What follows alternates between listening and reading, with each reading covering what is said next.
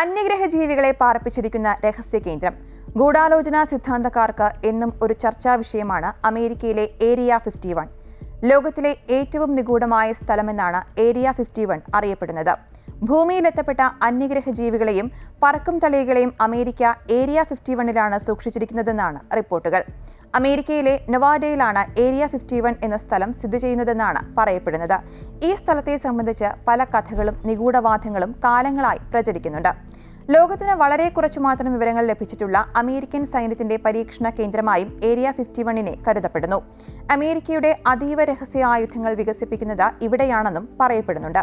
നെവാഡയിലൂടെ പോകുന്ന state highway 375 നിന്നും ഉള്ളിലേക്ക് ഒരു മൺപാതയിൽ കണ്ണെത്താ ദൂരത്തോളം മുൾച്ചെടികളും പാറക്കല്ലുകളും നിറഞ്ഞ ഒരു ഭൂപ്രദേശം. ഫോണിന് റേഞ്ച് ലഭിക്കാത്ത, GPS ലഭിക്കാത്ത കിലോമീറ്ററുകൾ അകലെ മാത്രം പെട്രോൾ പമ്പുകളുള്ള ഈ പ്രദേശത്തിലൂടെ ഏരിയ 51ലേക്ക് വഴി കാണിക്കുന്ന ബോർഡുകളൊന്നും തന്നെ കണ്ടെത്തുവാനും സാധിക്കില്ല. ഭൂപടത്തിൽ ഈ പ്രദേശത്തെ ഏരിയ 51 എന്നാണ് രേഖപ്പെടുത്തിയിരിക്കുന്നത്. 1954 സോവിയറ്റ് യൂണിയനെ വിമാനങ്ങൾ ഉപയോഗിച്ച് നിരീക്ഷിക്കുവാനായി U-2 എന്ന പദ്ധതിക്ക് US രൂപം നൽകിയിരുന്നു. ഇതിന്റെ പരീക്ഷണങ്ങൾക്കുള്ള അതീവ രഹസ്യ കേന്ദ്രമെന്ന രീതിയിലാണ് ഏരിയ 51 വികസിപ്പിച്ചത് എന്നാണ് സൂചന. 30 ലക്ഷം ഏക്കർ വിസ്തീർണമുള്ള ഏരിയ 51ൽ 3.5 കിലോമീറ്റർ വരെ നീളമുള്ള റൺവേകളാണുള്ളത്. ഇവിടെ ഒരു ചെക്ക് പോസ്റ്റിനപ്പുറത്തേക്ക് ആർക്കും പ്രവേശനമില്ല.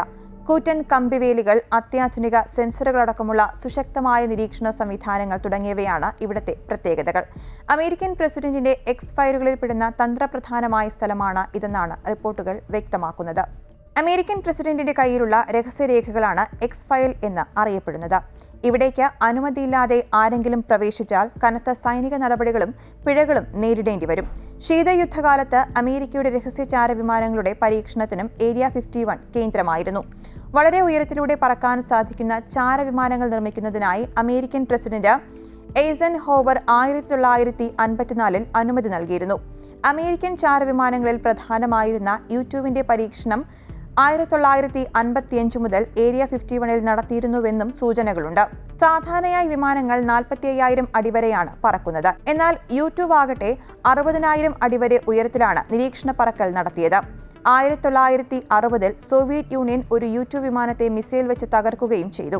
ഇതേ തുടർന്നാണ് റഡാറുകൾക്ക് എളുപ്പത്തിൽ പിടികൊടുക്കാത്ത A-12 വിമാനങ്ങൾ അമേരിക്ക നിർമ്മിച്ചതെന്നും റിപ്പോർട്ടുകളുണ്ട്. ഇതിന്റെ പരീക്ഷണവും ഏരിയ 51ലായിരുന്നു നടന്നിരുന്നത്. 1955 തുടങ്ങിയ ഏരിയ 51നെ കുറിച്ചുള്ള അഭ്യൂഹങ്ങൾ സംബന്ധിച്ച് 2013 മാത്രമാണ് CIA ഔദ്യോഗികമായി സ്ഥിരീകരണം നടത്തിയത്. ഏരിയ 51നെ കുറിച്ച് ആദ്യമായി പരസ്യ പ്രതികരണം നടത്തിയ അമേരിക്കൻ പ്രസിഡന്റ് ഒബാമയായിരുന്നു. അമേരിക്കയുടെ രഹസ്യ സൈനിക കേന്ദ്രമാണ് ഏരിയ 51 എന്നതിൽ സംശയമില്ല. എന്നാൽ അവിടെ നടക്കുന്ന പ്രവർത്തനങ്ങളെക്കുറിച്ച് വലിയ അറിവില്ല എന്നതാണ് യാഥാർത്ഥ്യം. തങ്ങളുടെ ഏറ്റവും വലിയ രഹസ്യ കേന്ദ്രങ്ങളിലൊന്നായ ഏരിയ 51ന്റെ രഹസ്യാത്മകത കാത്തുസൂക്ഷിക്കാൻ അമേരിക്ക എപ്പോഴും ശ്രമങ്ങൾ നടത്തുന്നുവെന്നതും വാസ്തവമാണ്.